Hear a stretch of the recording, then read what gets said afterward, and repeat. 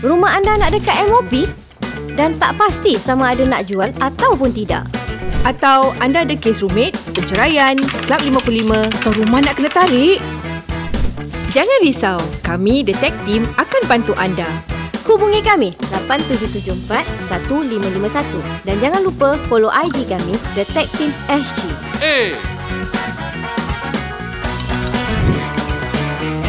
Cepatlah, dah pukul berapa? Kata nak pergi viewing. Selamat menonton ya guys.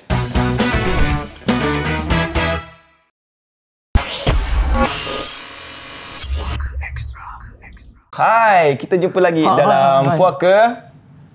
Seriously ya? Of course lah. Dah start. Rokia. Puaka Rokia.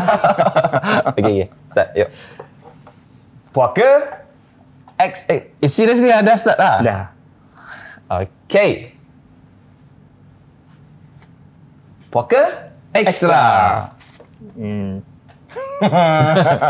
Serius Dah start? Serius. Alright. Mana kita pernah main-main Ustaz? Okay, kita memang kita selalu serius. Ya. Muka tak boleh ni. Dia kan macam... Okay. Minggu lepas kita sudah ketengahkan mengenai sejarah Ruqyah dan pada minggu ini kita akan ketengahkan satu lagi episod mengenai Ruqyah yang kedua. Maka dengan itu kami ingin memulakan pengertian daripada Ruqyah yang bahagian kedua yang telah dijelaskan oleh Ustaz Fadli pada minggu lepas. Ya. Saya ada soalan untuk Ustaz. Ya, saya. Baik, soalan sudah kami jawab jawapannya. Dan itulah jawapannya. Terima kasih. Sampai jumpa minggu hadapan. Okey, ni ada tanya. Okey. Tanya email. Email. Dia cakap. Okey. Pasal Ruqyah ni daripada Malaysia. Apa khabar? Baik, orang Malaysia. Mudah-mudahan orang-orang Malaysia sabar The sabar. PKP. Yes, PKP is berat for them. Ya, Kes makin pun lama naik, meningkat. Kalau boleh bekerjasama. Lepas tu kita pun jaga diri masing-masing. Sebab saya ada baca tengok kat YouTube ada satu doktor ni. Saya lupa lupa nama doktor ni. Doktor Strange.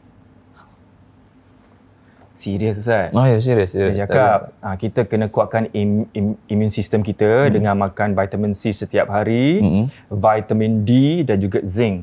Zinc? Ya, makan zinc atap. Tu kuda kepang pun kalah makan.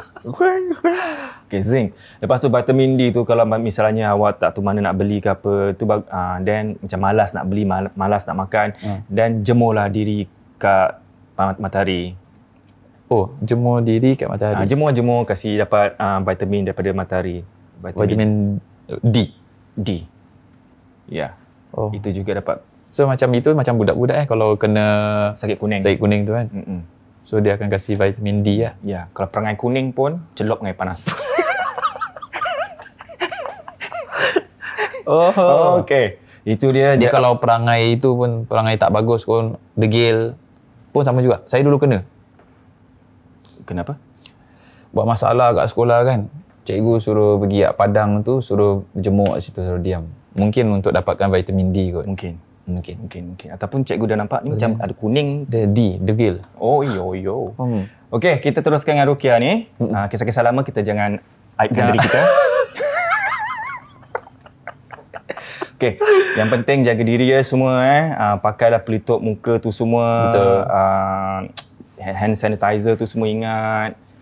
Jagalah diri. Kalau kita jaga diri, kita pun jaga orang kat luar sana. Cuma yang belum dapat injection tu, kita nak bagi tahu, haruslah dapatkan injection sebab banyak orang fikir macam-macam. Oh, kau dapat injection gitu-gitu. Oh, ini semua propaganda. Tapi apa? Ni pun saya terbaca kat Instagram pasal injection. Dia cakap apa tau? Ustaz takut jarum ya? Tak. Okay, tak ada. Okey, pasal injection ni, tak tahulah betul tidak, tapi budak ni dia cakap apa tahu? Ada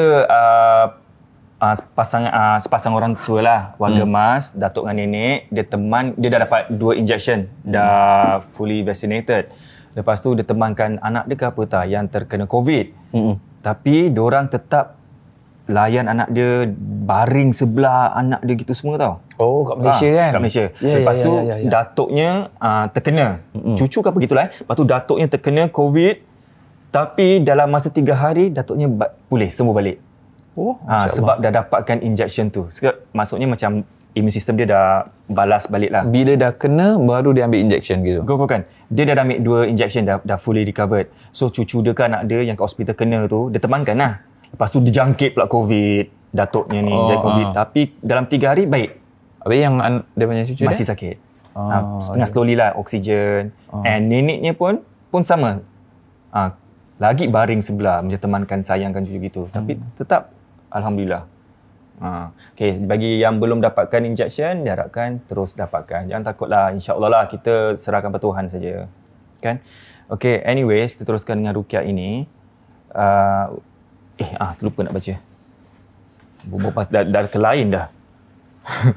Dia cakap, Ustaz, pasal ruqyah ni, dia adalah kawannya recommend macam satu peruqyah ni memang bagus.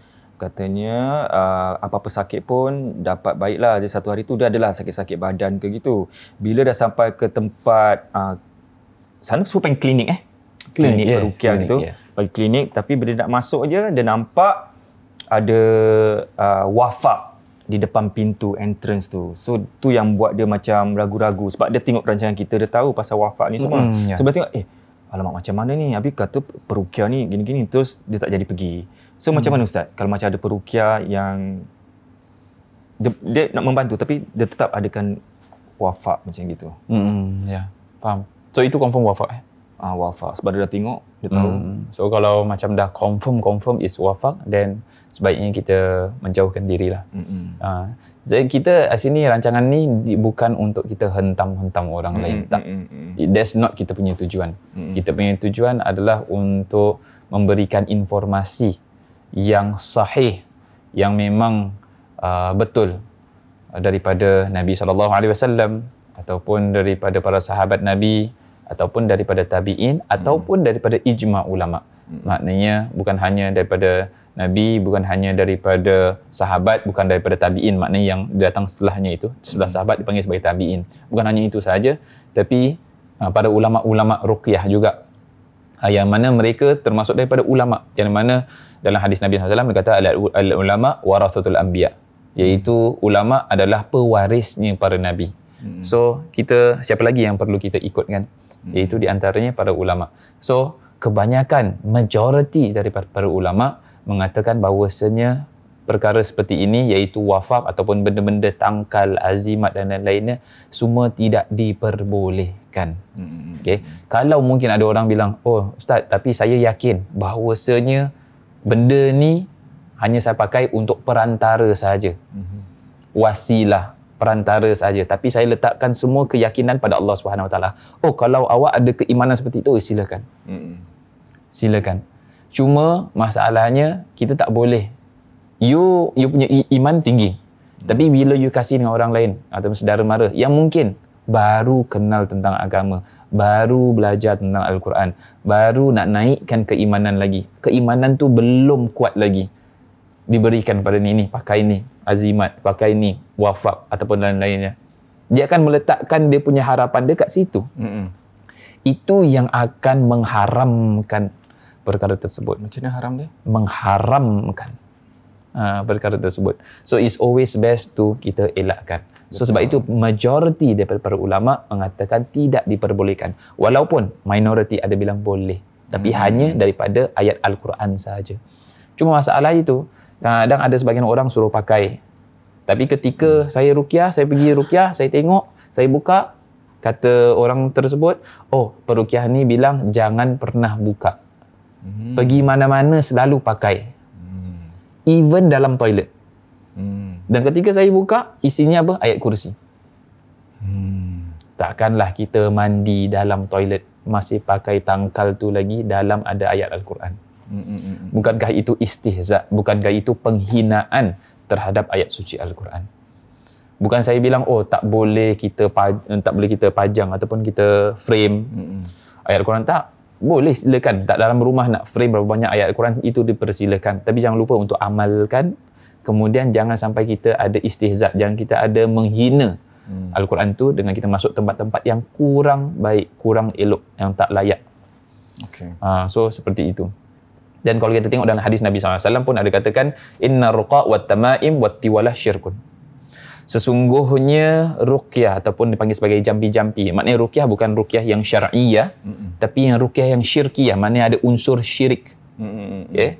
So, dan juga jimat-jimat, jampi-jampi dan juga ilmu-ilmu pelet-pelet ni, itu adalah syirkun, iaitu syirik. Dan ketika seorang itu melakukan perkara yang syirik, maka itu termasuk daripada dosa yang sangat besar sekali. Dibandingkan dosa-dosa yang lain, syirik pada Allah Subhanahu Wa Taala ada bahawasanya siapa sahaja melakukan benda yang syirik, Allah tak akan ampunkan dosanya. So melainkan dia taubat nasuha. So it's always best benda-benda yang tak ada dianjurkan oleh Nabi, para sahabat, tabi'in ataupun ulama-ulama ruqyah yang ada dalil-dalilnya, best not to this one. So that's my this one lah. So maaf bukan kita nak matikan siapa-siapa punya bisnes ke apa semua, tak. Yang hak tetap saya kena beritahu. Itu saja. Cuma janganlah kita menghina orang tersebut. Itu. Mungkin ada sebagian orang macam gitu kan, macam dia ni dia tak boleh macam gini, haram, kau ni kau sesat, kau ni. No, don't do like that. So itu mungkin jawapan yang boleh saya berikan kepada yang tadi itulah. So cari yang ada ikut ruqyah syar'iyah, iaitu ikut Al-Quran, sunnah, ijma' ulama. Okey, itu dia. Satu lagi pun, kadang-kadang bila kita nampak pun mungkin kita tak tahu, ada yang tak baca sangat. Kan? Sebab kadang ada macam rezeki lah apa, tapi diorang buat macam style-style ayat-ayat, tapi itu kadang bukan wafak kan, itu semua just ayat-ayat biasa ada yang macam ayat biasa, di stylize kan, so kita jangan stylize kan,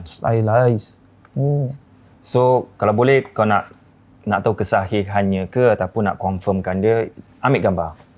Kalau nampak star nampak macam so paling mudah sekali macam ada star, ada numbers, in Arabic numbers ataupun star yang dalam dia macam kotak-kotak macam sudoku, macam sudoku punya style, dan ada numbers, that one is confirm wafak. Okay, faham. Kita balik ke ruqyah. Yes. Jom.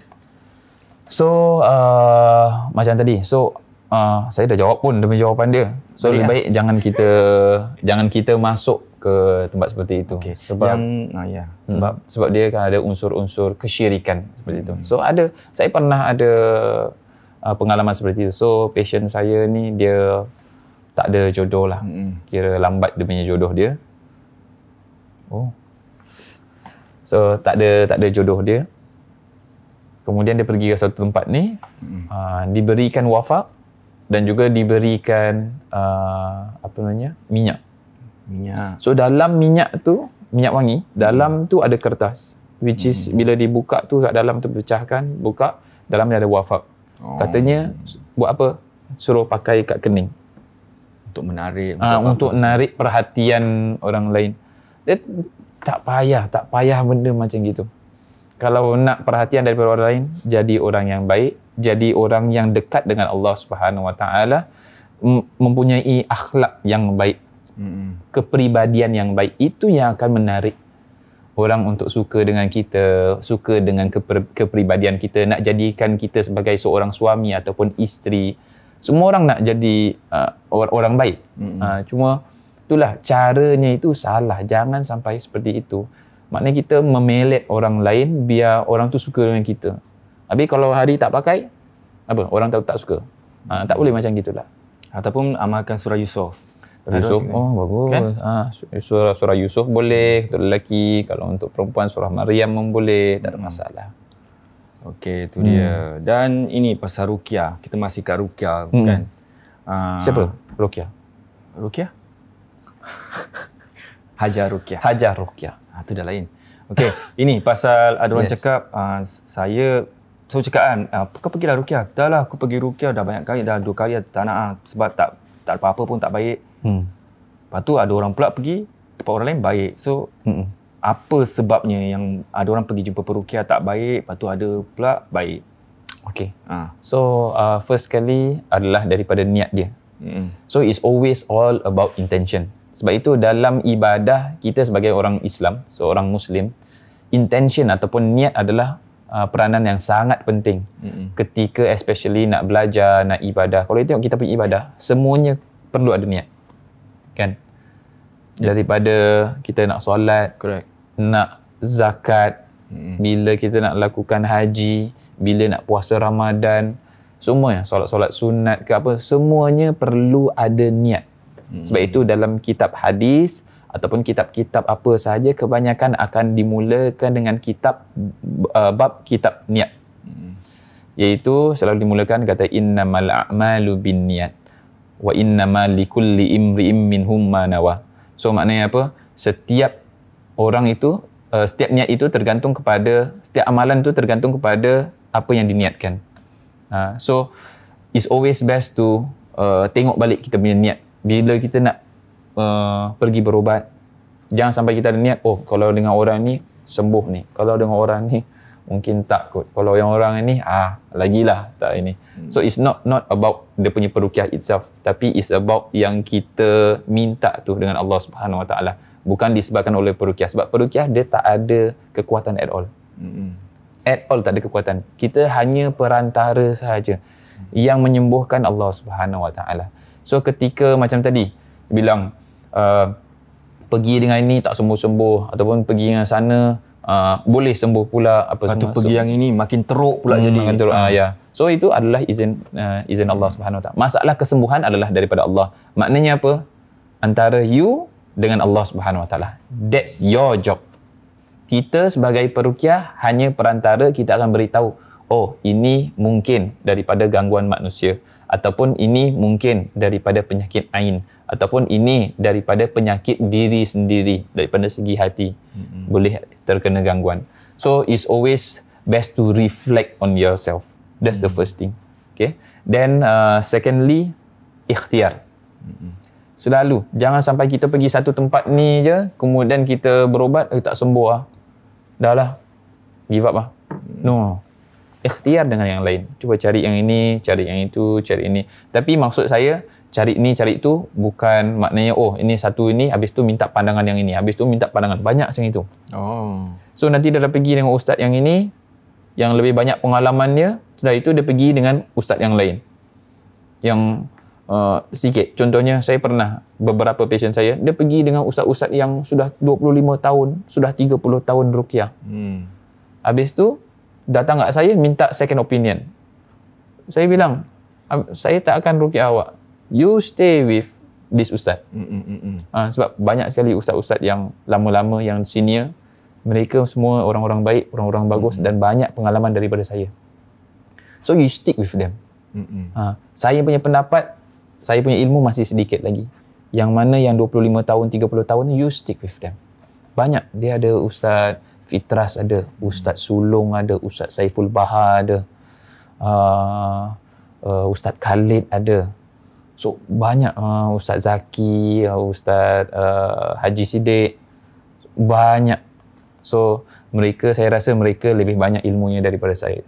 So it's always best to, bila you dah stick with them, then just stick with them. So tak payah tanya dengan saya opinion yang kedua ke apa, tak. Mereka orang-orang baik. So ikhtiar tu jangan lupa. Kemudian yang ketiga, you punya amalan pun main peranan. Dia bukan hanya, oh ustaz dah ruqyahkan saya, maknanya dia akan baiklah lama-lama. Tak. You sendiri main peranan. Maknanya you punya amalan daripada pagi sampai ke malam, semua you kena refer back. You kena refresh balik. Maknanya daripada pagi sampai malam, tengok you punya solat pagi macam mana, you ada solat tahajud tak? Kemudian pagi tu you ada baca zikir-zikir sebelum subuh tak? Kemudian itu nanti you solat subuh, setelah itu you ada solat duha tak? Kalau tak ada, setelah itu you tengok lagi nanti solat zuhur ke apa, ada tak wirid-wirid bacaan-bacaan yang you baca? Dalam satu hari ada tak you baca surah Al-Baqarah? So all these things main peranan sangat besar. Begitu juga dengan makanan. Makanan also main peranan. Orang bilang, oh tak sembuh-sembuh, saya dah 5 tahun, 6 tahun tak sembuh-sembuh. You look back at yourself. You tengok yang you makan ni, makanan-makanan, lebih banyak makanan sunnah ataupun makanan junk food. So kebanyakan adalah yang ada penyakit adalah penyakit perut. Yang ada gangguan, kebanyakannya perutnya akan sakit. Kebanyakannya. So ketika you masukkan junk food kat dalam, which is yang benda yang tak healthy, you masukkan dalam, makin teruk lah. Kalau you masukkan benda-benda yang baik, yang halalan, yang tayyiban, yang menyihatkan, maka you punya perut akan baik. So don't always think yang peruqyah ni, dia ni dah power apa ni semua, insya-Allah boleh sembuh. Tak. Depends on yourself. Betul. Dia ibaratkan apa tau, kalau kita demam ataupun sakit apa-apa pergi doktor kasih macam-macam ubat. 5 macam ubat. Ya. Tapi kalau kita kena sakit macam gaib ni semua, solat, zikir, itulah ubat kita. Yes. So kita kena buat tu semua. So bagus, I think your example is good. Sebab kadang-kadang kita sebagai peruqyah, nanti kita bilang, nanti jangan lupa buat ni, nanti mandi dengan air ruqyah, nanti minum dengan air ruqyah, nanti minum makan kurma ajwa, baca surah Al-Baqarah, ini tu pagar rumah apa ni semua. Tapi kadang-kadang bila beritahu, mereka tak buat. Tapi nanti ataupun buat sikit terus sakit, rasa tak nak buat lagi. Tapi bila you pergi doktor prescribe ubat-ubat, kasih ni untuk demam, ni 3 kali sehari, yang ini setelah makan, yang ini. Makan. Makan. Tapi after that, makan. Tapi kalau contohnya, doktor dah kasih, you tak makan, you buat bodoh je. Pasal you nak pergi, pasal nak ambil MC je. Will be the same. You akan tetap sakit juga. So apa yang kita syorkan, please buat. Is untuk you punya kebaikan, bukan untuk diri kita. Kan? Ya. So seperti itulah yang mungkin yang kita boleh nasihatkan lah. Cayo. Ada anything else that you want to listen? Ada pernah Ustaz, ini pasal ruqyah ni semua ada pula sikit hari kan ada kan fokus special Ustaz dengan Ustaz Munir. Kan Ustaz dah cakap kan sejauh ini menurut Ustaz macam tak ada peruqyah wanita perempuan yang saya kenal tak ada, yang Ustaz kenal tak ada. Tapi ada orang yang menonton pula, ada orang DM cakap ada apa, memang ada peruqyah, kenapa cakap tak ada macam itu. So macam mana ni? Kan saya bilang setahu saya, saya tak tahu yang setahu orang lain. So untuk diri saya sendiri, wallahu alam, saya tak tahu sampai sekarang. Saya tak tahu siapa peruqyah perempuan ataupun yang ada number peruqyah perempuan, wallahu alam, saya tak tahu. Itu yang saya ini. Sebab kalau saya tahu, macam tadi saya akan sebutkan, macam Ustaz Fitra, Ustaz Sulong, apa ni, Ustaz Saiful Bahar, apa ni semua, saya akan beritahu. Tapi kalau saya tak tahu, dan saya tak tahu dia punya background dia, apakah dia ruqyah betul-betul ruqyah syar'iyah ataupun bukan syar'i. Tapi kalau saya bagi tahu, yang ini peruqyah, tapi sekali awak pergi bukan syar'iyah, jadi nama saya yang ini kan. So saya sendiri, wallahu alam, setahu saya untuk diri saya sendiri, saya tak tahu siapa peruqyah perempuan yang ada. Yang saya tahu ustazah aja yang mengajar tentang ruqyah tapi dia tak buat. Itu dia. Ya. So ada lagi pasal ruqyah yang kita belum settle? Ada apa yang nak tanya? Sebagai salah satu penonton dalam studio ni. Tapi kalau you pergi tempat orang-orang yang ruqyah ni, you tahu tak kalau orang tu melakukan ruqyah syirkiyah ke syar'iyah? Macam mana you nak tahu? You baca ayat kursi, dia kepanasan. Dia yang kepanasan Dia panas. Tak. So kita tengok sini pun ada di antara kitab disebutkan. So yang pertama sekali ada dipanggil sebagai ruqyah batilah. Maknanya ruqyah yang batil, yang salah. Okay. Ataupun yang masuk dalam golongan syirkiyah, yang syirik. So this one you boleh take note. So kalau ada you pergi berubat, sekali ada benda-benda yang seperti ini, then you will know that this is wrong. Okay. So yang pertama adalah seorang itu berdoa selain kepada Allah Subhanahu Wa Taala dan dia minta kesembuhan dan juga perlindungan. Contohnya, wahai Syekh Fulan, sembuhkanlah saudaraku ini, ataupun wahai jin penguasa hutan, lindungilah kami. Contoh seperti itu. So dia panggil Syekh Fulan, dia bilang yang tolong saya adalah malaikat ataupun khodam daripada ayat kursi ataupun khodam daripada surah Al-Fatihah. Kata khodam di sini is always jin. Ramai orang saya selalu dengar katanya khodam ni adalah malaikat. Tak ada. Malaikat, khodam tu maknanya pembantu tau, yang menolong. Tak. Malaikat tugasnya apa yang diperintahkan oleh Allah Subhanahu Wa Taala, bukan diperintahkan oleh manusia. So jangan sampai kita nak samakan diri kita dengan para nabi ke apa kan. So kalau macam Rasulullah SAW, di antara sahabat terbaik Rasulullah SAW di antara selain daripada Abu Bakar Siddiq adalah malaikat Jibril alaihi salam. Tapi itu Rasul. Kita ni siapa kan nak dia khodam bantu kita? Tak. Berapa tinggi kita punya ilmu, berapa tinggi kita punya keimanan. Kalau seperti itu, para sahabat pun sudah dibantu-bantu juga oleh malaikat. Maknanya malaikat sendiri yang akan datang. Contohnya Sayyidina Abu Bakar Siddiq. Kita tahu Sayyidina Abu Bakar Siddiq antara keimanan Sayyidina Abu Bakar Siddiq dikumpulkan dengan keimanan orang yang hidup daripada zaman Nabi Adam hingga hari kiamat. Semuanya dikumpulkan dalam timbangan yang lain. Keimanannya Sayyidina Abu Bakar Siddiq dikumpulkan dalam satu lagi timbangan. Masih berat lagi timbangannya Sayyidina Abu Bakar Siddiq, keimanan dia. Bayangkan. The whole world tau. Tapi tak ada dalam hadis Nabi SAW ataupun para ulama lah yang katakan bahawasanya ada seorang malaikat yang khodam kepada Sayyidina Abu Bakar Siddiq. Tak ada. So kalau kita nak tengok kita punya keimanan macam besar sangat sehingga ada malaikat yang nak jadi kita punya khodam, jadi kita punya pembantu. Tak ada. Itu jin dan tidak diperbolehkan. Dalam surah Jin disebutkan ayat yang ke-9, wa annahu kana rijalun minal insi ya'udzuuna bi rijalin minal jinni fazaduhum rahaqa.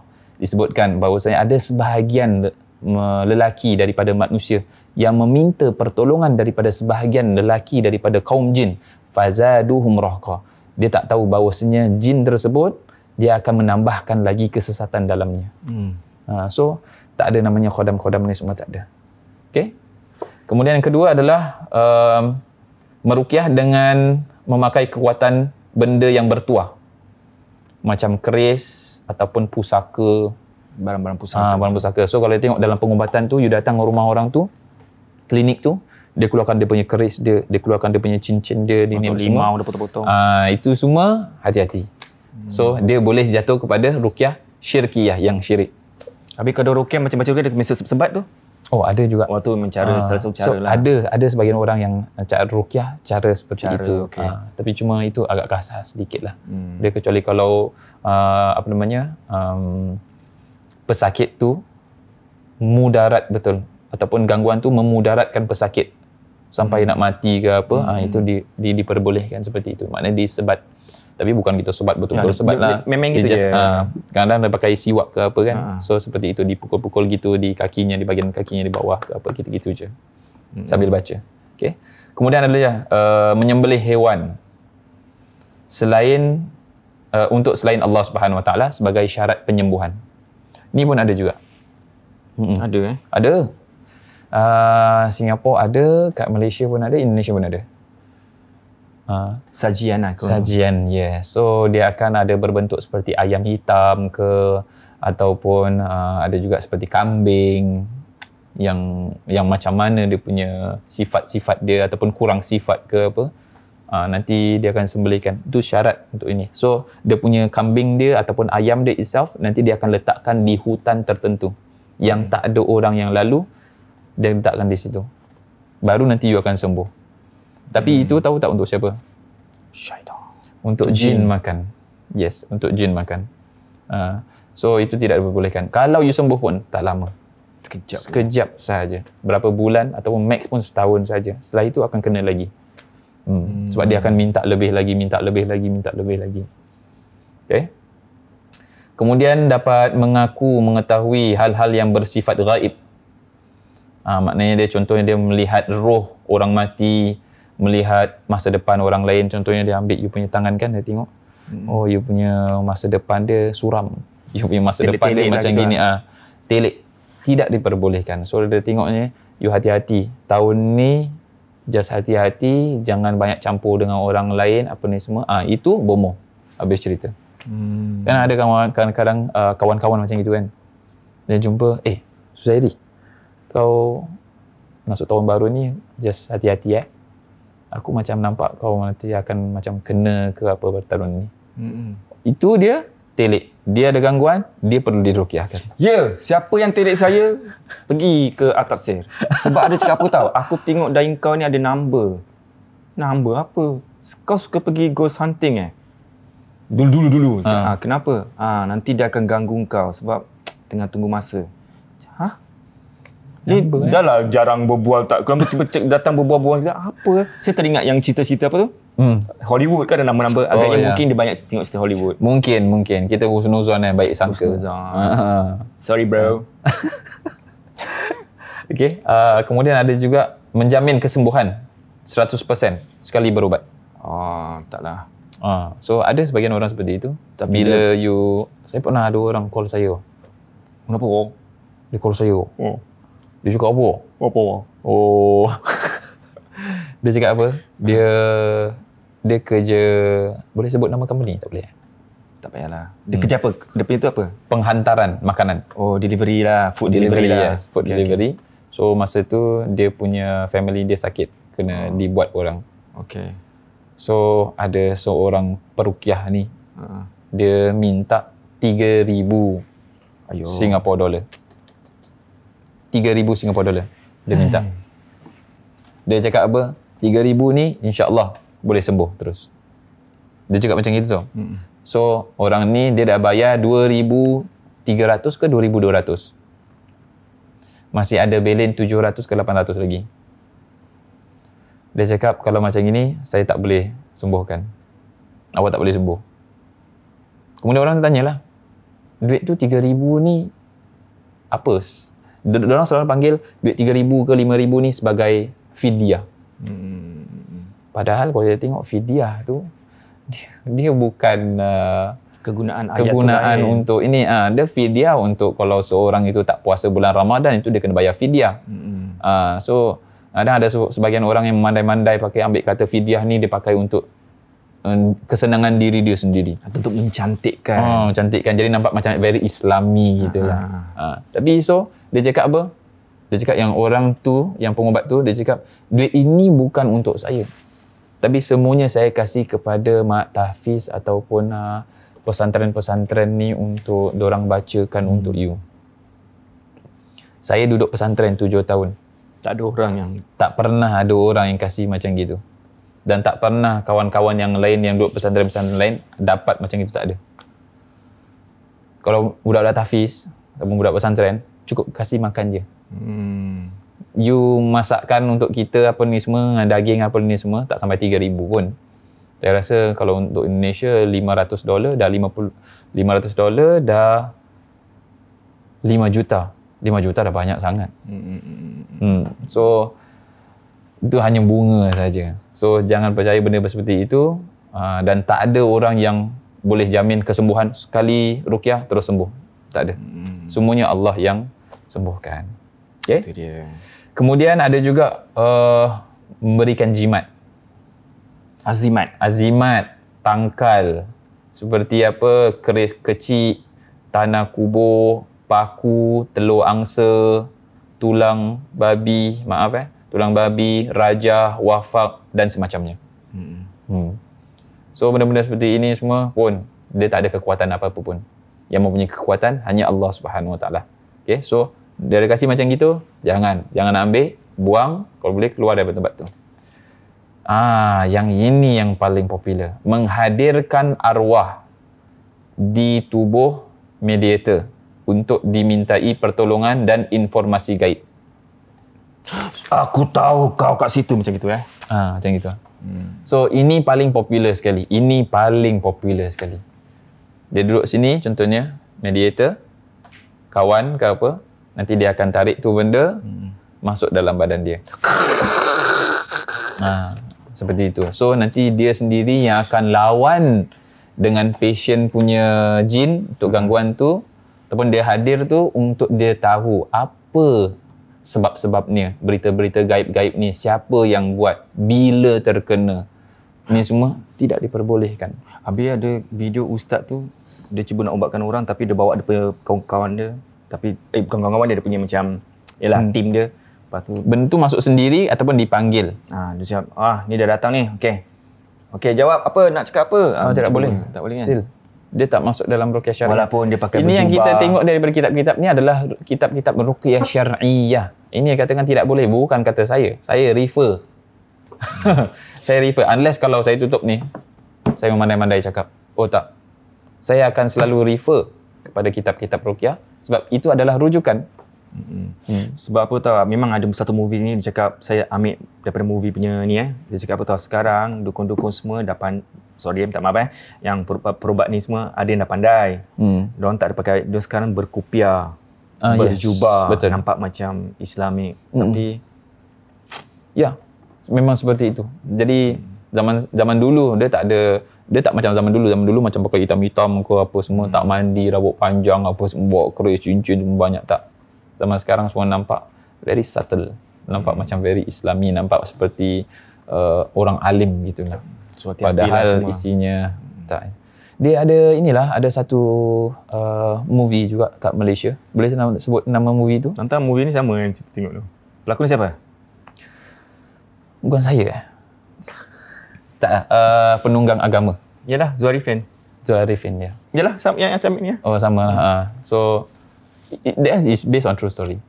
So, banyak sekali. Kenapa boleh ada cerita seperti itu is because of banyak sekali terjadi benda-benda yang seperti ini yang tidak diperbolehkan. Jadi nampak seperti ini, padahal di sebaliknya itu mereka memuja ini, memuja itu, letak paku sini, letak paku sana dan lain-lain. So, tidak diperbolehkan. Okay? Saya rasa itu saja cukuplah untuk informasi hari ini. So hati-hatilah kalau you all yang nak pergi jumpa perukiah ke, kalau misalnya dia macam kasih barang, okey awak simpan ini, tu maknanya dah jeng. Okey. Dan satu lagi, jangan serkap jarang. Macam tadi awal tadi saya cakap, kalau nampak kat klinik dia nampak macam ada wafat tu, tangkal ke. Mungkin tu bukan wafat. Mungkin memang ayat biasa yang dicantik-cantikkan, nampak macam wafat. Tapi kalau ada nampak macam nombor-nombor, bintang-bintang, macam ada empat persegi, ada cube tu semua kan, tu hati-hatilah.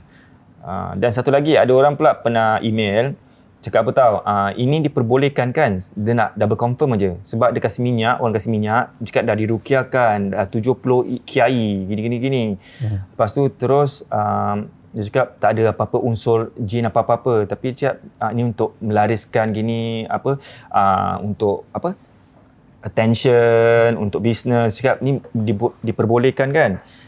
Terus saya tanya ustaz kan, tapi sebelum saya tanya ustaz, saya pun fikir juga. So, saya pun jawablah sebab admin guys kat saya. Saya pun terpaksa jawabkan sikit. Saya cakap, cuba fikirkan walaupun dia kasih minyak tu, walaupun dah 70 kiai, tapi balik nanti at the end of the story, you lebih percaya pada minyak tu daripada percaya pada Tuhan. So, apa-apa pun nanti boleh pakai minyak tu, you macam depend on that minyak aja. Kalau tu maknanya bukanlah juga. So, kalau nak rezeki ke apa, adalah zikir-zikir tertentu untuk macam kata orang tu menjemput rezeki ke kita. Solat duha contohnya, baca surah Al-Waqi'ah. Ya, gitu. Itu perbanyakkan sedekah. So dia akan tambahkan lagi dengan selalu baca istighfar. Itu dalil dia, you boleh tengok dalam surah Nuh ayat yang ke-10, 11 dan juga 12. So exactly, tepat sekali ayat yang ke-12 bahagian yang ke depan. Bahagian depan tu. Okay. Alright. We have come to the end of the show. End of the show, and we'd like to thank you for everybody and for our sponsors. Thank you very much for sponsoring us for this whole episode, and also don't forget to like, share, and also subscribe our channel Susu TVC, and don't forget to press the notification button so you will get our notifications when we upload our latest video. Anything to say, my bro? Assalamualaikum. Waalaikumsalam. Bye-bye, jumpa lagi minggu depan. Peace be upon you.